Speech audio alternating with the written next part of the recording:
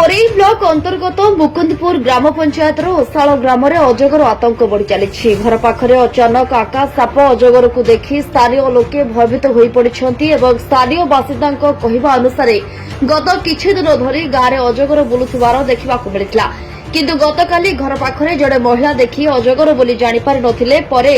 घरे कहिबारु घर लोक लागिथिबा सीसीटीवी कैमेरा रे सापर स्पष्ट दृश्य को अजगर बोली चिन्हट करथिले। यापरे गाँव में भय आहरी बढ़ी जाइछि। अजगर जेकोसी समय शिशु और पशुपक्षी को विपद में पकाई पारे तेणु वन विभाग और प्रशासन तुरंत आसी यहां धरी सुरक्षित जगह को नेबा आवश्यक बोली बासिंदा कहते।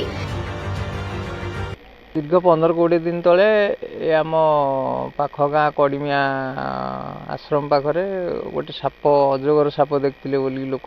कहते। तापरे 4-8 दिन पर बिलरे भी मुकुंदपुर लोक देखते बोली शुणा पाइलु। आज 2टा खंड समय आमर भी बिल पाखरे घर से आम ट्यूबवेल पाखरे आसिकी 2:30 भितर से शुईला ताकू आमे घर की नथिबा अवस्था रे घर स्त्री लोक देखिथिले देखिकी भी ताकू सी आउ जानी पाइले नहीं साप अलगा साप कही गोड़े देले टीका फेका माइले सी भितर को आम टे बिलरे बाड़ीटा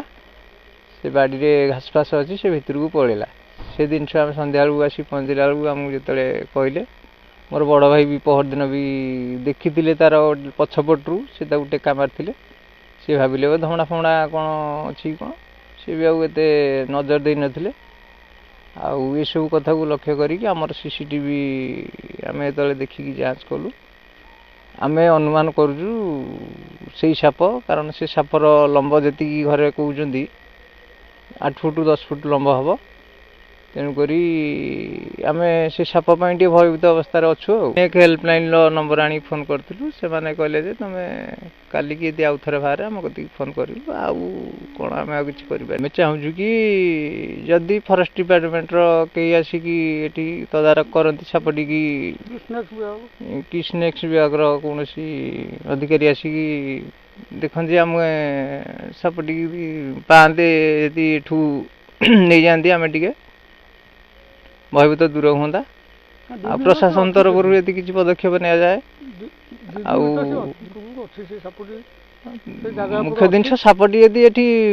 न रुए आम चिंता करूँ आम सुरक्षित अवस्था रही। ए घटना पर समग्र गाँव में आतंकर परिस्थिति सृष्टि होइछि। लोक माने पिलामानंकु घरु बाहर को छाड़िबाकू साहस करुनाहांती। तेबे वन विभाग और प्रशासन पक्षरु केबे कार्यानुष्ठान ग्रहण कराजिबो ताहा देखिबाकू बाकी रहिला। कोरेईरु संजय नायकଙ୍କ रिपोर्ट फोकस प्लस।